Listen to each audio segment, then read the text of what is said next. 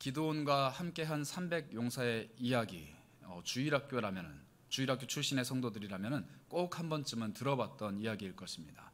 아니, 성경을 읽은 성도라면, 교회 생활을 어느 정도 해온 성도라면 기드온과 함께하는 300 용사의 용맹한 이야기쯤은 한 번쯤은 꼭 들어보셨을 겁니다.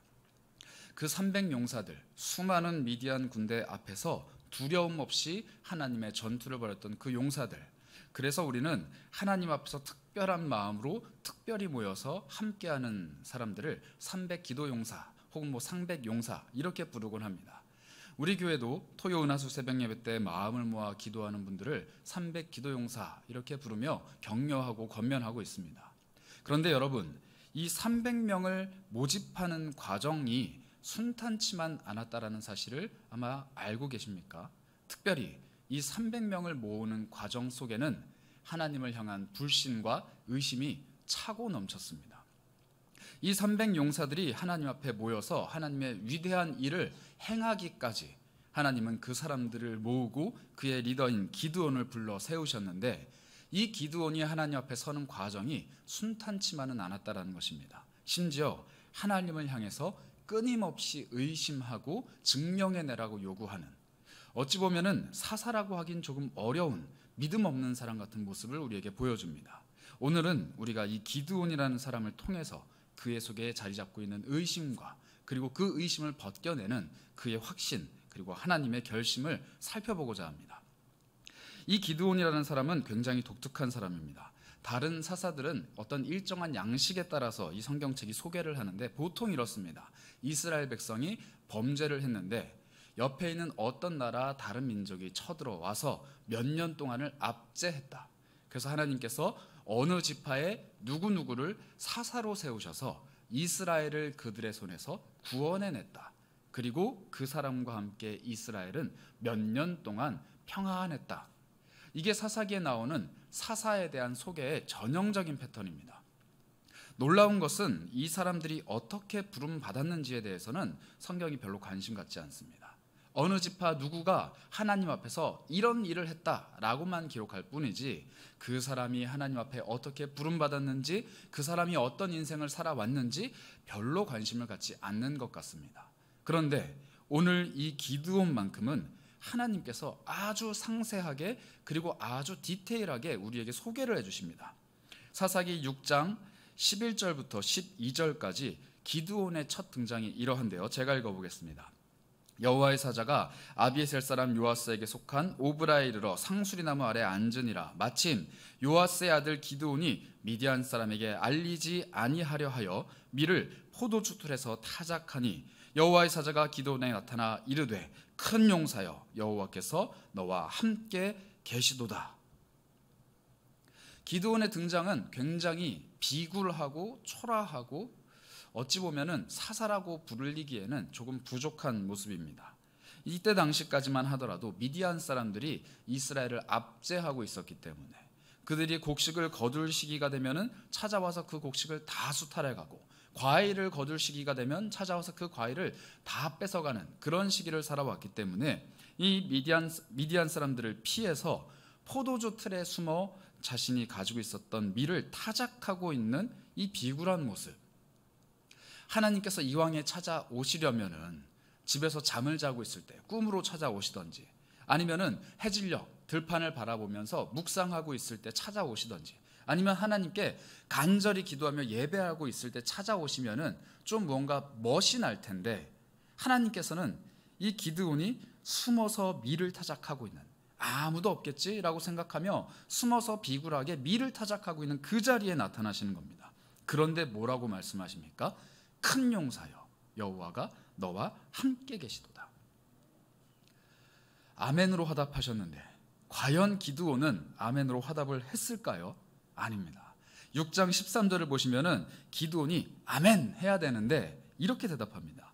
기드온이 그에게 대답하되 오 나의 주여, 여호와께서 우리와 함께 계시면 어찌해서 이 모든 일이 우리에게 일어났습니까? 아멘이 아닙니다. 큰 용사여, 여호와께서 너와 함께 하신다 하면은 우리들처럼 아멘 하면 될 텐데, 얼마나 그 인생이 비굴하고 얼마나 그 인생이 힘들었던지 탄식하면서 하나님께 따지기 시작합니다. 아마 삿대질을 안 했지만 마음속으로는 삿대질 뿐만 아니라 아마 주먹을 휘두르면서 얘기했을지도 모르겠습니다. 여호와께서 우리와 함께 하시면은 이런 일이 왜 우리에게 벌어집니까? 내가 왜 여기 숨어서 밀을 타작해야 되는 이런 일들이 우리 민족에게 일어납니까? 그리고 이렇게 이야기합니다. 우리 조상들이 일찍이 우리에게 이르기를 여호와께서 우리를 애굽에서 올라오게 하신 것이 아니냐 한 그 모든 이적이 다 어디 있습니까? 그 강대국 애굽을 굴복시켰던 10가지 대재앙이 지금 우리 시대에 어디 있습니까? 우리 조상들은 하나님이 살아있다, 하나님은 대단하다, 하나님은 능력 있다, 하나님 우리와 함께 하신다 얘기했는데 지금 내가 보니까 그런 하나님은 없고, 이어서 이렇게 얘기합니다. 여호와께서 우리를 버리셨고 미디안의 손에 우리를 넘겨주셨습니다. 내가 보니까 당신 말은 틀렸습니다. 하나님은 없습니다. 우리 곁에 계시지 않습니다. 하나님은 우리를 버리셨습니다. 내가 살고 있는 이 상황을 한번 보십시오. 나한테 이런 일이 일어났는데, 나한테 이런 괴로움이 있는데, 나한테 이런 상황이 펼쳐졌는데도 하나님이 나와 함께 하시다고요? 내가 하나님의 큰 용서라고요? 단단히 착각하셨습니다. 없습니다. 그런 건. 이렇게 항변하고 있는 것입니다. 그런데 여호와 하나님께서 계속 그에게 말씀하시면서 이렇게 권면을 하십니다. 6장 16절입니다. 여호와께서 그에게 이르시되 내가 반드시 너와 함께하리니 내가 미디안 사람 치기를 한 사람 치듯 하리라. 기드온에게 말씀하십니다. 내가 반드시 너와 함께하리라. 너가 미디안 사람을 칠 때 한 사람을 상대하듯이, 그 수많은 군대, 그 강력한 나라를 상대해도 한 사람을 상대하듯이 내가 너와 함께할 것이다. 한 사람이라면 그를 상대하는 기드온도 한 사람입니다. 그런데 그에게는 하나님이 없습니다. 그러나 기드온에게는 하나님이 계십니다. 그러니 이 약속은 1대1로 한번 대결해봐라가 아니라 1대1처럼 박빙의 승부일지라도 내가 너와 함께하리니 반드시 이길 것이다. 이런 약속을 주시는 겁니다. 그런데 이쯤 되면은 기드온이 마음을 꺾을 법도 한데 17절, 18절을 보시면 기드온이 발칙하게도 하나님을 시험하기 시작합니다. 17절입니다. 기드온이 그에게 대답하되 만일 내가 주께 그런 은혜를 얻었으면 나와 지금 말씀하시는 당신이 주님이시라는 증거를 내게 보여주시옵소서. 당신이 그냥 헛소리하는 지나가는 행인이 아니라 정말 하나님의 사람이라는 것을 나에게 보여주시옵소서. 내가 예물을 가지고 다시 당신 앞으로 주님께로 와서 그것을 주 앞에 드리기까지 여기서 떠나지 마옵소서. 이거는 한국어 성경에는 떠나지 마시기를 원하나이다 라고 되어 있지만 조금 더 원색적으로 표현하면 당신 도망가지 마세요. 여기 계세요. 내가 예물 가지고 와서 당신께 영접하겠으니까 그때 다시 한번 얘기합시다. 당신이 하나님이라면서요. 하나님의 사자라면서요. 그러면 내가 하나님의 사자에게 마땅히 올려드려야 할 예물을 가지고 오겠습니다. 그리고 그 예물을 받으시고 그때 다시 한번 나랑 대화합시다. 이렇게 이야기하고 집으로 갑니다. 집으로 가서 6장 19절을 보시면 기드온이 그냥 예물을 준비한 게 아닙니다. 기드온이 가서 염소 새끼 하나를 준비하고 가루 한 에바로 무교병을 만들고 고기를 소쿠리에 담고 국을 양푼에 담아서 상수리 나무 아래 그에게로 가져가서 드렸다. 염소 새끼를 잡았습니다. 각을 떠서 고기를 손질을 합니다. 그리고 가루를 곱게 빻아서 무교병을 만들어 굽습니다. 고기를 구웠는지 삶았는지는 모르겠지만 소쿠리로 옮겨 담아서 준비합니다. 국도 팔팔 끓여서 양푼에 담아서 그 모든 것들을 짊어지고 다시 한번 그곳으로 갑니다. 아마 이 긴 시간 동안 기드온은 마음속에 두 마음이 있었을 겁니다. 이 인간이 도망갔을까 안 갔을까? 도망갔으면 내가 아주 그냥 본때를 보여주리라. 그런데 도망 안 갔으면 어쩔까? 이 사람이 정말로 하나님의 사람이라면 어떻게 해야 하는가? 이 사람이 정말로 하나님의 사자라면 나는 어떻게 해야 하는가? 이 두 마음이 계속 오갔을 겁니다. 그런데 본인이 내뱉은 이야기가 있으니 어쨌든 갔습니다. 갔는데 그곳에 그 사람이 있었을까요? 없었을까요? 있었습니다. 그리고 기드온이 내어드린 그 예물을 받았습니다. 어떻게 받았느냐? 그것을 바위 위에 올려놓으라 이렇게 이야기합니다. 올려놨습니다. 그리고 그 사람이 가지고 있는 지팡이를 내밀어서 거기에 대니 바위 속에서 불길이 나와서 그 예물을 불살라버립니다. 사람이 할 수 없는 일을 보여주시는 것입니다. 기드온이 납작 엎드리게 됩니다. 여호와의 사자인 줄 내가 이제 알았다. 내가 이제 알았다. 사사기 6장 21절은 이 장면을 우리에게 이렇게 얘기해 줍니다. 여호와의 사자가 손에 잡은 지팡이의 끝을 내밀어 고기와 무교병에 대니 불이 바위에서 나와 고기와 무교병을 살랐고 여호와의 사자는 떠나서 보이지 아니하니라. 의심이 한가득 있었던 기드온의 눈앞에 여호와의 사자가 밝히 보였습니다. 그런데 기드온은 그를 믿지를 못했습니다. 그런데 지금 의심은 사라지고 여호와 하나님에 대한 확신이 기드온 마음속에 찾아왔을 때 그의 눈앞에 여호와는 온데간데 없이 사라집니다. 이게 우리가 살아가는 인생의 아이러니입니다. 우리는 계속 의심하며 주 하나님을 찾고 구한다 이야기하지만 눈앞에 계신 주님을 바라보지를 못합니다. 그런데 우리 마음속에 열망이 가득하고 소망이 가득하고 확신이 가득해도 또한 주님이 좀처럼 보이지 않습니다. 보일 듯 말 듯, 잡힐 듯 말 듯, 말씀하실 듯 안 하실 듯, 그렇게 우리 앞에 아른거리는 하나님. 우리는 그러한 하나님을 때로는 의심하기도 하고 확신을 갖기도 합니다. 그런 하나님과 온종일 기도로 교제하기도 하지만 우리의 기도에 침묵하실 때도 있습니다. 이렇게 얄궂은 하나님, 이래저래 왔다 갔다 하시는 하나님 앞에 기드온은 어떻게 자신의 마음을 표현하고 있습니까? 기드온은 그 자리에서 제단을 쌓습니다. 그 모습을 이렇게 이야기하는데요. 사사기 6장 23절 24절입니다. 그때 여호와께서 기드온에게 말씀으로 이르시되 너는 안심해라. 두려워하지 말아라. 죽지 않을 것이다. 기드온이 여호와를 위하여 거기에 제단을 쌓고 그것을 여호와 샬롬이라 하였더라. 그것이 오늘까지 아비에셀 사람에게 속한 오브라에 있더라. 성경은 이렇게 얘기합니다. 하나님을 의심하였고 하나님을 시험했고 심지어 하나님께 항변했던 기드온은 두려움에 빠집니다. 내가 하나님을 몰라봤구나. 하나님 앞에 죄를 지었구나. 나 이제 죽겠다. 그런데 하나님은 말씀하시죠. 안심해라. 두려워하지 말라. 너는 안 죽을 거다. 그리고 나서 기드온은 하나님 앞에서 제단을 쌓습니다. 그리고 그 제단을 여호와 샬롬이라 이름을 붙입니다. 여호와 하나님은 평강이시다. 나의 평강, 우리 민족의 평강, 이 상황 속에서 나에게 찾아오신 평강이다. 이렇게 고백을 합니다. 하나님을 의심하는 사람에게는 평강이란 존재할 수 없습니다. 늘 불안하고 늘 불만이 차 있고 늘 하나님 앞에 항변합니다. 그러나 눈에 보이지 않는 하나님이실지라도 그 하나님이 주시는 평강을 맛보는 사람은 기드온처럼 이렇게 상황과 환경을 초월하여서 자신이 무엇을 하는지 미디안 사람들이 볼까봐 포도주 틀에 숨어서 타작을 하던 그 사람이 온 천하 만물이 다 지켜보는 넓은 공터에 하나님의 제단을 쌓기 시작합니다. 그리고 하나님은 평강이시다, 샬롬이시다 이렇게 고백을 하는 것이죠.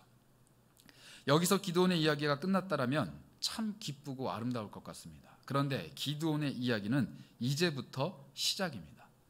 제단도 쌓았습니다. 하나님께 소명도 받았습니다. 그러면 기드온은 이제 승승장구를 해야 되는데 하나님께서 그에게 주신 첫 번째 미션이 너무 어려운 미션입니다. 그 미션이 뭐냐면 사사기 6장 25절부터 27절까지의 이야기입니다.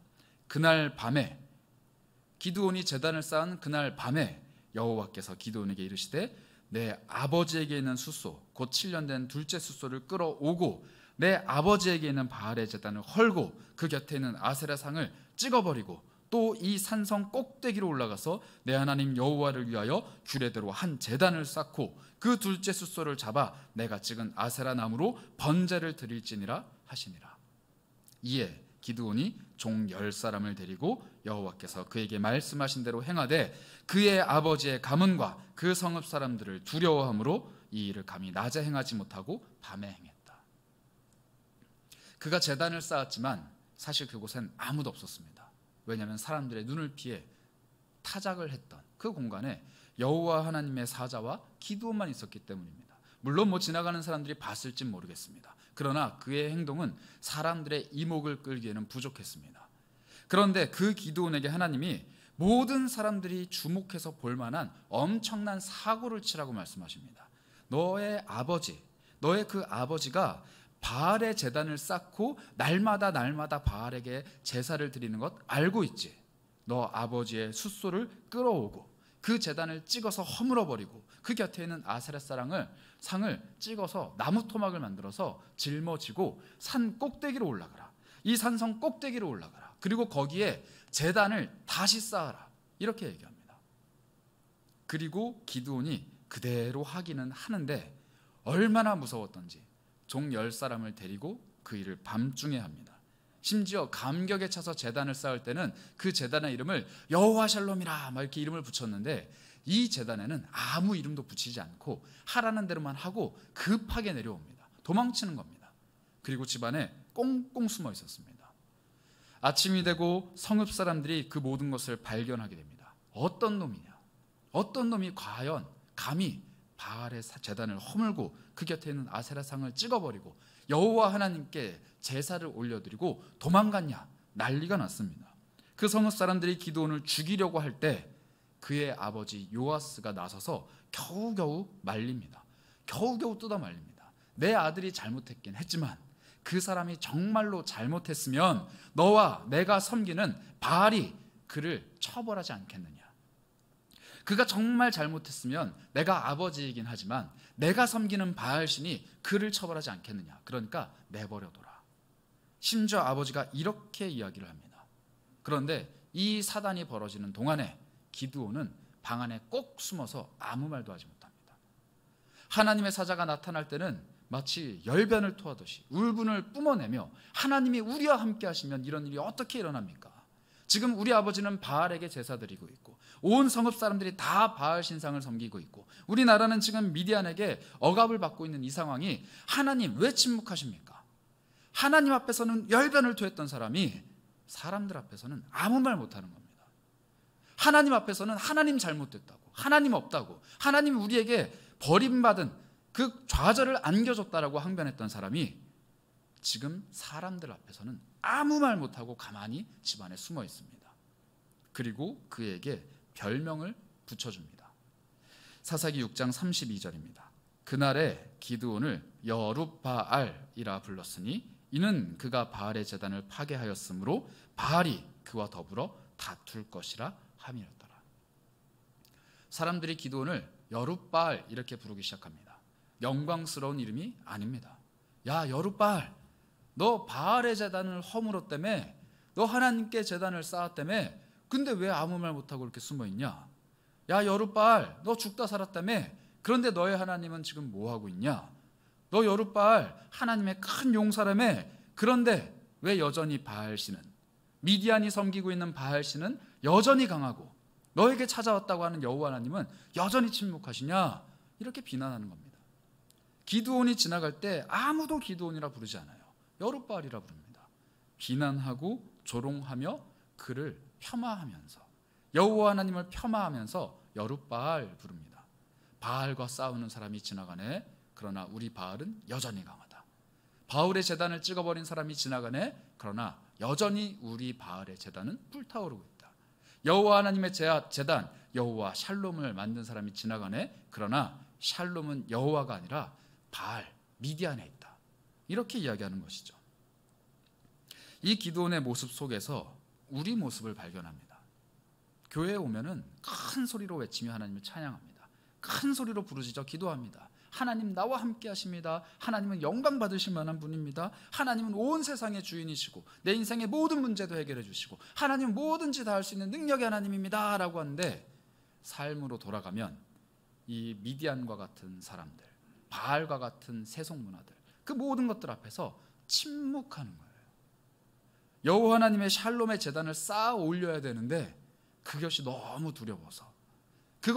두려워서 사람들의 눈을 피해 밤에만 왔다 갔다 하는 그런 비굴한 그리스도인으로 살아가는 겁니다. 기드온의 삶은 이제 미디안을 피해서 포도주 틀로 들어가는 그런 비굴한 삶에서 이제는 마을 사람들과 아버지의 눈을 피해서 여기저기 도망 다녀야 되는 더 비굴한 삶이 되어버린 거예요. 그렇게 비굴한 인생, 우리 그리스도인들의 삶입니까? 세상 속에서 하나님의 역사가 좀처럼 드러나지 않는 삶. 세상 사람들이 보기에는 너 하나님 믿는데 너 세상과 함께 동행하는 것이 아니라 하나님과 함께 동행하는 사람이라고 하는데 왜 인생이 그 모양 그 꼴이야 도대체? 너한테 왜 그런 일이 생기는 거야?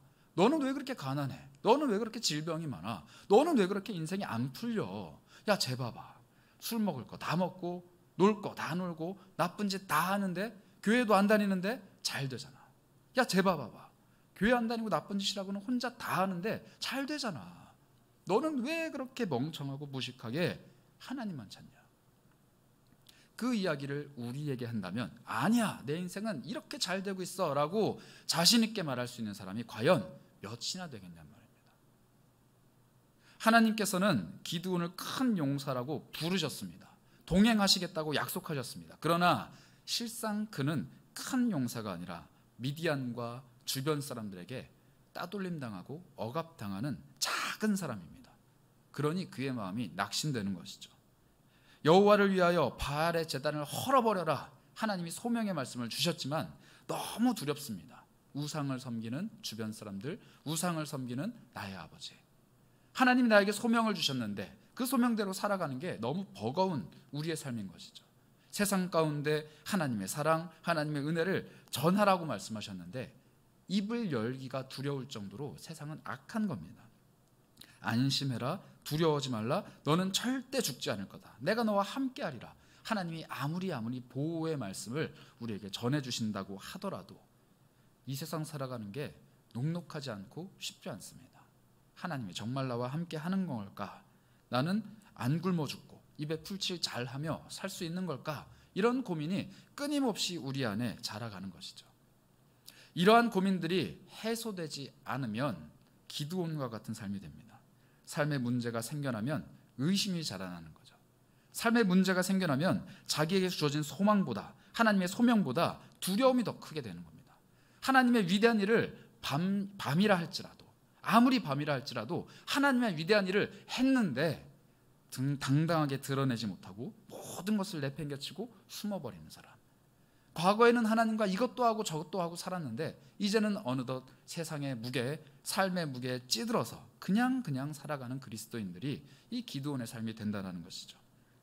혹시라도 지금 이곳에 삶의 여러 가지 문제 때문에 기드온처럼 아무 말 못하고 쭈그러져서 쭈구리처럼 살아가고 있는 무별들이 계시다면, 하나님께서 주신 삶의 소명이 아주 원대하고 큰데도 불구하고 내가 가지고 있는 문제가 너무 무거운 나머지 내 어깨가 짓눌려 있는 분들이 계시다면, 하나님을 의심하고 세상에 대한 두려움 때문에 좀처럼 마음이 해소가 되지 않는 분들이 계시다면 오늘 기드온을 불러 일으켜 세우시고 그를 용사로 세워가시는 하나님의 손길을 발견해야만 합니다. 그게 우리에게 필요한 하나님의 해결 방법이기 때문입니다.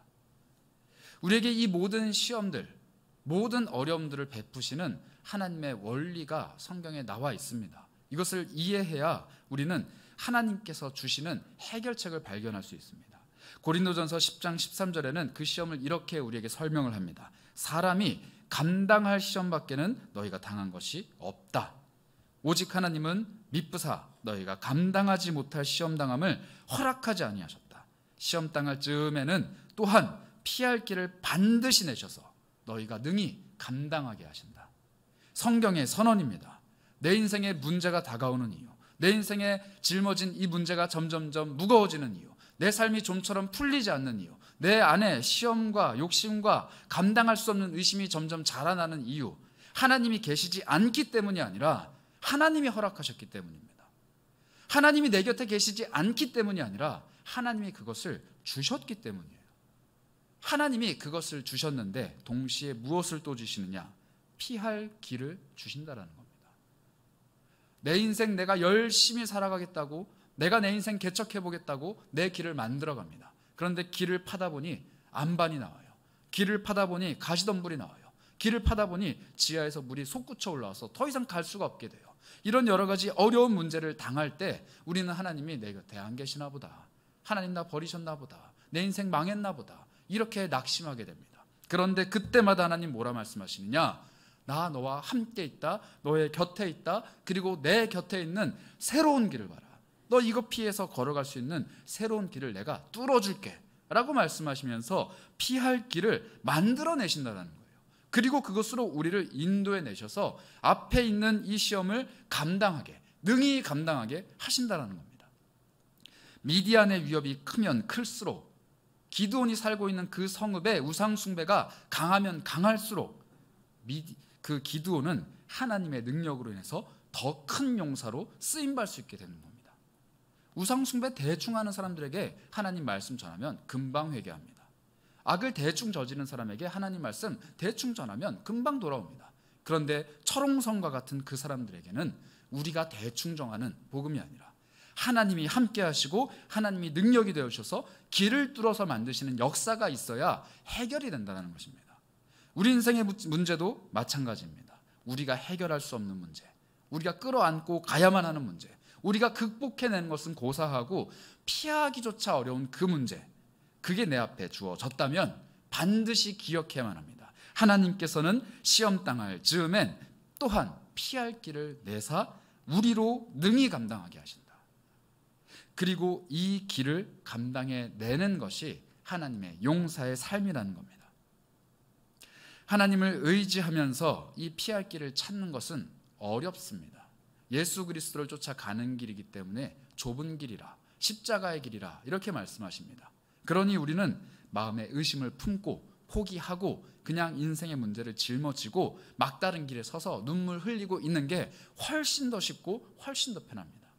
내 인생 비참하죠. 내 인생 해결 안 되는 문제 때문에 괴롭죠. 내 인생 그 문제 때문에 낙심되죠. 그러나 억지로 그 문제를 해결하기 위해서, 피할 길을 찾기 위해서 이리저리 하나님을 찾아 마치 목마른 사슴이 시냇물을 찾아다니듯 하나님을 구하는 일보다 가만히 있는 게 훨씬 더 편하다는 겁니다. 그러니 그리스도인들이 낙심하고 낭망하게 되면 사탄은 우리에게 끊임없이 요구합니다. 너 실망해라. 너 의심해라. 너 하나님이 없다 생각해라. 그리고 너 가만히 있어라. 그러나 그 모든 것들을 이겨내는 말씀을 붙들고 감당해낼 시험이라 확신하는 그 말씀을 붙들고 피할 길을 찾기 시작하는 그 사람에게 하나님은 찾아오십니다. 그리고 말씀하십니다. 여기에 길이 있다. 우리의 조상 아담과 하와가 보여준 죄악이 우리에게 이러한 모습을 여실히 가르쳐주고 있습니다. 그들이 가진 마음 첫 번째가 무엇입니까? 의심하는 거였습니다. 하나님이 정령 죽으리라 말씀하셨던 그 말씀을 의심합니다. 안 죽을 것 같은데. 먹지 말라 하셨던 그 말씀을 의심합니다. 먹어도 될 것 같은데. 그래서 죄를 짓습니다. 그리고 나서 깨닫습니다. 자신이 가지고 있는 이 의심 가득한 마음, 죄악 가득한 마음을 깨닫고 몸을 숨깁니다. 몸을 숨기는 거예요. 몸을 숨기는 일은 너무 쉽습니다. 하나님 어떻게 합니까? 내가 이 선악과 따먹었는데 어떻게 합니까? 내가 하나님 말씀 어겼는데 어떻게 합니까? 하나님, 이 일이 벌어졌는데 나를 좀 어떻게 해주세요. 하나님의 얼굴 찾아서 에덴 동산 방방곳곳을 뛰어다니는 일보다 자기 몸을 가리고 얼굴을 숨기는 게 훨씬 더 쉽습니다. 그러니 하나님이 그에게 찾아오셔서 그에게 피할 길을 내주십니다. 에덴 동산 밖으로 쫓겨나지만 그에게 몸을 가릴 동물의 가죽으로 지어 입히는 옷을 입혀주시고 그 사람을 끝끝내 돌봐주셔서 예수 그리스도의 십자가 능력으로 그 죄의 능력을 해결해 주시는 것이죠. 그가 해결할 수 없는 그 문제를 하나님이 대신 해결해 주시는 삶, 성경에 최초에 기록된 그 사람들의 삶이자 오늘 우리의 삶이기도 합니다. 우리가 해결할 수 없는 문제, 우리가 피할 수 없는 길은 하나님께 다 있습니다. 하나님께 다 해결과 능력이 있다는 것이죠. 이 체험을 한 기드온, 하나님 앞에서 자신의 자아가 완전히 낮아지고 사람들 앞에서 자기가 아무것도 아닌 것이 되어버린 이 기드온이 얼마나 사람들의 눈을 피해, 그리고 얼마나 미디안의 눈을 피해 돌아다녔는지는 우리는 알 수 없습니다. 그러나 어느 날 미디안 사람들이 전쟁을 다시 일으키기 시작합니다. 오늘 우리가 함께 읽은 본문 33절인데요. 그때 미디안과 아말렉과 동방 사람들이 함께 모여 요단강을 건너와서 이스라엘 골짜기에 진을 친지라. 미디안 사람들이 쳐들어왔습니다. 그때 이스라엘 사람들은 다시 한번 싸울 채비를 갖추었을까요? 아니면 있는 것 다 주고 돌려보내자 낙심하였을까요? 우리는 모릅니다. 그러나 한 가지 확실한 것, 34절, 여호와의 영이 기드온에게 임했습니다. 지금까지 침묵하셨던 그 하나님, 사람들이 너 여룻바알이잖아 라고 손가락질하며 그를 비난하는 그 모든 순간에도 침묵하셨던 하나님이 드디어 기드온에게 임한 겁니다. 기드온이 하나님의 영에 힘입어서 나팔을 붑니다. 그리고 아비에셀 지파가 아비에셀이라는 사람이 그를 쫓아오기 시작합니다. 그리고 기드온이 사자를 보냅니다. 므낫세 지파에도 보내고 그 사람들이 옵니다. 아셀과 스불론과 납달리 지파에도 보내고 수많은 사람들이 모여듭니다. 성경은 기드온 곁에 모여드는 사람을 32,000명이라 이렇게 얘기합니다. 그 기드온 온 성읍 사람이 아버지마저도 손가락질하며 비난하며 겁쟁이, 쫄보, 쭈구리 이렇게 말했던 그 기드온이 나팔을 불고 사자를 보내니까 사람들이 몰려들기 시작합니다. 여호와의 영이 일하시기 시작하는 것이죠.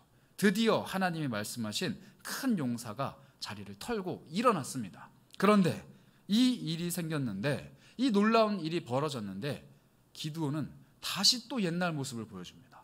참 이해하기 어려운 모습입니다. 36절입니다. 기드온이 하나님께 여쭈되 주께서 이미 말씀하신 같이 내 손으로 이스라엘을 구원하시려거든 보소서. 내가 양털 한 뭉치를 타작마당에 두리니 만일 양털에 이슬이 있고 주변 땅을 마르면 하나님이 말씀하신 줄 내가 알겠습니다. 하나님을 또 시험합니다. 예전에 그렇게 한번 시험해서 나 큰일 났다, 죽겠다, 내가 하나님 앞에 죄를 지었구나 이렇게 말했던 그 사람이 지금 하나님을 또 시험하고 있습니다. 그런데 우리는 반드시 기억해야만 합니다. 지금 기드온은 하나님의 영이 임한 사람입니다. 하나님의 영이 임하지 않았던 옛날의 기드온이 아니라 이제는 하나님의 영이 함께 하시는, 더 이상 여룻바알이라고 놀림당하던 그 기드온이 아니라 큰 용사라 부름받은 하나님의 사람입니다. 그러니 그가 지금 하나님을 시험하는 것은 하나님을 불신해서가 아니라, 하나님을 의심해서가 아니라 어떠한 특정한 목적이 있기 때문입니다. 그것은 무엇이냐? 자기 주변에 있는 하나님을 불신하고 의심하고 두려워하는 사람들 앞에서 자기가 만난 하나님을 보여주기 위함입니다. 포도주 틀에 숨어서 있을 때 홀로 만났던 그 하나님이 이제 사람들 앞에서 드러나시길 원하는 마음. 기드온이 어디를 피해서 포도주 틀로 들어갔습니까? 타작마당을 피해서 포도주 틀로 들어갔습니다. 그런데 지금 기드온은 어디에 양털을 가져다 둡니까? 타작마당. 모든 사람들이 다 볼 수 있고 심지어 미디안 사람들도 볼 수 있는 넓은 공터에 양털을 떡하니 갖다 둡니다. 그리고 말합니다. 내가 기도했다. 나를 부르신 여호와 하나님이 오늘 밤 이 양털에 이슬이 맺히게 하시고 땅을 마르게 하시면 너희들은 반드시 기억해라. 하나님이 계신 거다. 그리고 그 다음날 아침 일찍 일어나서 양털을 가져다가 양털을 짜니 물이 주르륵 쏟아집니다. 그리고 땅은 말라있죠. 그런데 39절에 기드온이 또 한 번 하나님을 시험합니다. 하나님께 여쭈되 주여 내게 노하지 마옵소서. 내가 이번만 말하겠습니다. 구하옵나니 내게 이번만 양털로 시험하도록 허락해 주십시오. 원하건대 양털이 마르고 주변 땅에 이슬이 있으면은 그 하나님께서 나에게 말씀하신 줄을 이제 온 사람들이 정말 제대로 알 것 같습니다. 다시 한번 시험하는데 40절입니다. 그 밤에 하나님이 그대로 행하셨다. 하나님이 그대로 행하셨습니다. 기드온의 시험을 무험한 행동, 정말로 파렴치하고 양심이 없고 믿음이 없고 그런 행동으로 바라보신 것이 아니라 기드온의 그 행동을 하나님께서 응답하신 겁니다. 양털은 말라 있었고 주변 땅에는 다 이슬이 있었습니다. 기드온이 신앙이 없었다면 이 일은 할 필요가 없는 일입니다. 지금 전쟁이 당장 일어나도 이상하지 않을 일촉즉발의 상황에서 양털 놓고 이틀 동안 밤에 잠자고 있을 여유가 어디 있습니까? 칼을 준비하고 창을 준비하고 사람들에게 작전 지시를 해도 모자랄 이 마당에 자신은 양털을 놓고 기도하고 있는 겁니다. 기드온의 마음속에 지금 확신이 가득 차지 않다면 이 일을 할 수가 없습니다. 그러면 기드온은 도대체 무엇을 확신으로 갖고 있었던 걸까요? 예전에 하셨던 하나님의 말씀. 기드온은 그렇게 이야기합니다. 하나님께서 정말로 이전에 말씀하신 것처럼 나에게 역사하신다면 오늘 나에게 이것을 보여주시옵소서. 삶의 문제가 여전히 다가와서 오늘 나를 힘겹게 한다면 예전이라도 하나님의 말씀이 뜨겁게 나를 사로잡았던 그때를 기억하시면서 다시 한번 힘을 내셔야만 합니다. 오늘 다가오는 이 문제가 나에게 새로운 어려움으로 찾아올지라도, 이것을 해결해낼 능력이 나에게 없다 할지라도 나에게는 예전에 나를 만나주셨던 하나님이 있기 때문에 오늘도 이 문제를 이겨낼 수 있다 확신을 가지게 되는 겁니다. 양털 뭉치는 그런 것입니다. 이 양털 뭉치에는 물밖에 없습니다. 하나님의 손길이라고는 온데간데 없습니다. 그냥 이슬이고 그냥 양털 뭉치입니다. 그러나 기드온이 그 양털을 가져다가 그 손에서 이슬을 짤 때 이 양털 뭉치는 하나님의 증거이자 하나님의 말씀의 역사인 것입니다. 사람들 눈에는 똑같습니다. 여전히 그리스도인이지만 문제를 안고 살아가는 사람, 여전히 그리스도인이지만 답답한 인생 살아가는 사람, 여전히 그리스도인인데 해결 방책이 하나도 없는 막무가내인 사람. 그러나 우리는 알고 있습니다. 내 손에서 물이 뚝뚝 떨어지는 그 양털 뭉치를 바라볼 때마다 내 인생에 예전에 한결같이 역사하셨던 그 하나님이 오늘도 나에게 역사하실 것이다. 오늘도 나에게 피할 길을 내실 것이다. 오늘도 내 인생을 끌고 가실 것이다. 확신하게 되는 것입니다. 그리고 그 양털 뭉치가 나에게 있을 때 내 주변의 사람들이 하나님을 발견하기 시작하는 것입니다. 그래서 로마서 4장 18절은 믿음의 조상 아브라함을 우리에게 이렇게 소개하는데요, 기드온의 믿음과 이 아브라함의 믿음이 일맥상통합니다. 함께 보겠습니다. 아브라함이 바랄 수 없는 중에 바라고 믿었나니 이는 내 후손이 이 같으리라 하신 옛날 옛적에 하셨던 그 말씀대로 많은 민족의 조상이 된다라는 믿음을 가졌기 때문이다. 아브라함이 이미 100세가 되었다. 예전에 그 약속의 말씀을 주신 지 한참이 지나서 100세가 되어서 여전히 자기 몸은 죽은 것 같고 사라의 태가 죽은 것 같음을 알고도 믿음이 약하여지지 않고 믿음이 없어서 하나님의 약속을 의심하지 않고 믿음으로 견고해져서 하나님께 영광을 돌리며 약속하신 그것, 예전에 자신에게 약속하셨던 그것이 오늘날 자신에게 능히 이루어질 것을 확신했다. 이 아브라함이 모든 믿음을 가졌을 때 그것이 그의 의가 되었다. 기드온이 얼마나 많은 시간 동안 사람들에게 손가락질 당했는지 우린 모릅니다. 아브라함이 얼마나 많은 세월 동안 약속된 자식이 생기지 않아 조마조마하고 조바심이 났을지 우리는 모릅니다. 헤아릴 수 없습니다. 그러나 성경은 그 조바심의 마음, 의심의 마음을 우리에게 가르쳐 주시는 것이 아니라 그가 믿음이 그의 의로 여겨졌다, 이렇게 가르쳐 주십니다. 끊임없이 변화되는 상황은, 끊임없이 다가오는 문제는 우리에게 의심해라, 하나님이 없다고 생각해라, 너의 인생은 끝났다라고 낙심해라 요구합니다. 그러나 믿음으로 하나님의 옛날 약속을 굳게 움켜쥐는 사람, 그리고 그 믿음으로 오늘 내 삶에 확신을 가지는 사람에게는 하나님이 반드시 의롭다 말씀하시고 일하십니다. 그게 하나님의 한결같으신 성품입니다. 태초부터 지금까지 하나님은 늘 살아계셨습니다. 그리고 태초부터 지금까지 하나님은 늘 말씀하십니다. 그리고 태초부터 지금까지 그 약속의 말씀을 믿는 사람을 의롭다 여기고 그에게 응답하시는 것입니다. 이러한 믿음이 우리 안에 있어야만 합니다. 이러한 믿음이 우리 공동체 안에 있어야만 합니다. 우리 교회는 과연 어떤 양털 뭉치가 있나요? 여러분들의 삶에는 과연 어떤 양털 뭉치가 손에 쥐어져 있으십니까? 저는 개인적으로 제가 섬기고 있는 청년부 공동체에서 그 양털 뭉치를 매일매일 매주 발견을 합니다. 작년 이맘때였습니다. 코로나가 한창이던 시기여서 청년 공동체가 참 많이 침체되어 있었습니다. 작년 8월 달쯤에 제가 청년들 4명을 골라서 뽑았습니다. 그리고 그 사람들과 뭘 했냐면요, 새가족부를 만들었습니다.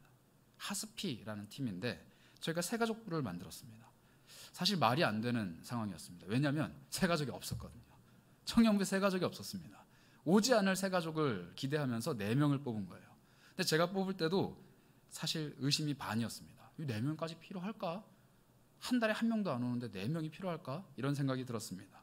그런데 그 4명의 청년들을 모아놓고 제가 화요일마다 모임을 가지면서 그 청년들이랑 이런저런 얘기를 밤늦게까지 하다가 이런 얘기를 했습니다. 하나님께서 우리가 영혼을 잘 사랑할 수 있는 준비가 되신다고 허락을 해주시면, 지금은 새가족이 없지만 우리가 새가족이 왔을 때 그들을 잘 품을 수 있는 마음의 준비가 되었다라고 하나님께서 허락해 주시면 하나님이 알아서 보내주실 거다. 하나님이 자기가 가장 사랑하는 이 귀한 영혼을 이제 새로운 교회에 보내야 하겠는데 어떤 교회 공동체를 찾겠냐, 어떤 청년 공동체를 찾겠니? 그를 사랑으로 따뜻하게 맞아줄 수 있는 공동체 찾지 않을까? 그럼 우리가 그런 공동체 만들어보자. 4명이서 그런 얘기를 밤늦게까지 했어요. 그런데 놀랍게도 그 주에 새가족이 왔습니다. 그리고 그 다음 주에 왔을까요, 안 왔을까요? 왔어요. 그렇게 한 명 한 명 한 명 오기 시작했습니다. 그 4명의 청년들 뿐만 아니라 임원 리더들이 로비에서 안내를 보다가 모르는 얼굴이 그냥 들어오는 거예요. 그리고 그냥 예배 드리고 싶다고 안으로 들어가요. 그래서 서로를 쳐다보면 이게 무슨 일인가? 첫 주엔 그랬어요. 두 번째 주도 그랬습니다. 세 번째 주가 넘어가니까 다들 입을 틀어막아요. 이게 무슨 일인가? 무슨 일인가? 저도 입을 틀어막아요. 도대체 무슨 일인가? 이렇게 저희가 한 반년을 지냈습니다. 정말 많이 새 가족이 왔어요. 올해가 벌써 34주 차인데 올해만 해도 벌써 27명이었습니다. 놀랍죠? 매주 온 거예요. 그런데 한 4월, 5월쯤이었습니다. 코로나가 너무 심해져가지고 저희 교회 청년부가 잠시 온라인으로도 막 전환이 되고 휘청휘청할 때가 있었습니다. 그때 새 가족이 뚝 끊긴 거예요. 근데 저는 이성적으로 이해가 됐어요. 코로나가 너무 심하니까 안 오겠지. 그런데 그게 2주, 3주가 됐습니다. 그래서 제가 4주차 주일을 앞에 놓고 리더들이랑 이런 얘기를 했어요. 이런 고백을 했습니다. 우리가 새 가족이 매주 오는 것을 보면서 하나님이 우리 공동체를 사랑 넘치는 공동체, 하나님께 예배하는 공동체로 인정해 주신다라고 매주 느꼈는데 우리 이상하다. 새 가족 안 오는데 아무도 이상하게 여기지 않는다. 날마다 양털을 밖에 두고 여기에 이슬 있네. 놀랍다. 날마다 양털을 밖에 두고 이번엔 이슬이 없네. 놀랍다. 이게 하루면 괜찮아요. 반년이 지나가니까 양털을 내놓지 않는 거예요. 새 가족이 안 와도 아무도 이상하다 생각하잖아요. 원래 그랬으니까. 원래 양털이든 땅이든 이슬이 똑같이 내렸으니까 이상하지 않은 거예요. 그래서 제가 그 주에 청년들이랑 그렇게 기도했어요. 우리 다시 마음 붙잡자. 하나님이 올 한 해 우리에게 새 가족으로 계속 말씀하고 계신데 우리가 하나님의 말씀에 그 기적의 사인을 놓쳤는데 이상하게 여기지 않았다. 회개하고 다시 기도하자. 그래서 그 주에 저희가 수요일날 기도를 했습니다. 그 주에 새 가족이 왔을까요, 안 왔을까요? 왔어요. 왔는데 몇 명이 왔을까요? 3주 쉬었으니까 3명이 온 거예요. 저희 임원들이랑 리더들이 그때 경악을 했습니다. 도대체 하나님 무슨 일을 이렇게 하시냐? 저희가 경악을 했어요. 그리고 난 후에 새 가족들이 계속 옵니다. 지난주에도 왔고요. 지지난주도 왔어요. 이번 주에 또 온대요. 저한테 예약해놨습니다. 어떻게 전화가 왔냐면 목사님, 제가 우리 교회 와서 많은 변화를 겪었는데 제 모습을 보고 후배가 갑자기 전화하더니 나도 형처럼 좀 살아야겠다고, 화랑방탕하게 아니라 형처럼 살아야겠다고 이번 주에 좀 가고 싶어요. 그래서 그 친구가 오늘 원래 일정이 있었는데 다 취소하고 그 친구 데리고 오늘 교회 온답니다. 남의 나라 이야기가 아니에요. 다른 교회 이야기가 아니에요. 곧 있을 1시 반에 열리는 우리 청년 공동체에서 매주 일어나고 있는 양털 뭉치의 기적입니다. 그런데 이 기적이 오늘 이곳에도 있습니다. 오늘도 새로운 가족 한 분이 우리 곁에 오셨어요. 오늘도 생명의 역사가 이 예배 공동체 안에 일어납니다. 제가 우리 목사님들과 이런저런 얘기를 하다 보면 성도 여러분들이 살고 있는 삶의 이야기들을 간접적으로 듣습니다. 목양교구 안에서, 우리 해피시녀 안에서 얼마나 많은 기적들이 일어나는지 몰라요. 하나님께서 영혼을 살리시고 그의 삶의 양털 뭉치를 주시고 이슬의 기적들이 얼마나 많이 일어나는지 몰라요. 그런데 그 모습을 보는 사람이 있고 그걸 못 보는 사람이 있어요. 그걸 체험하는 사람이 있고 그걸 못 체험하는 사람이 있다는 거예요. 기드온도 똑같았습니다. 기드온이 이런 기적을 체험하고 있는데 그 옆에 32,000명이 있었는데 하나님께서는 말씀하십니다. 사사기 7장 3절입니다. 이제 너는 너의 옆에 있는 32,000명의 백성의 귀에 외쳐 이르기를 누구든지 두려워 떠는 자는 길르앗산을 떠나가 돌아가라 하시니 이에 돌아간 백성이 몇 명이요? 22,000명. 32,000명이 기드온이 경험하고 있는 기적을 함께 보고 있었습니다. 그런데도 불구하고 두려워서 도망가는 사람이 22,000명이에요. 10,000명이 남아 있었습니다. 그런데 하나님은 이 10,000명조차 많다라고 하십니다. 이 10,000명 중에 또 걸러내십니다. 걸러낸 멤버가 몇 명이냐? 300명입니다. 이 의심 가득한 이스라엘 사람들, 두려움 가득한 이스라엘 사람들 앞에서 하나님이 그들의 마음을 만지시고 기적을 보여주시며 기드온을 불러 일으켜 세우시고 그를 통해서 역사하기로 결심했을 때 기드온의 300용사가 남은 겁니다. 오늘도 세상은 하나님의 기적을 보지만 인정하지 않습니다. 우리 공동체가 얼마나 많은 기적들을 펼쳤습니까?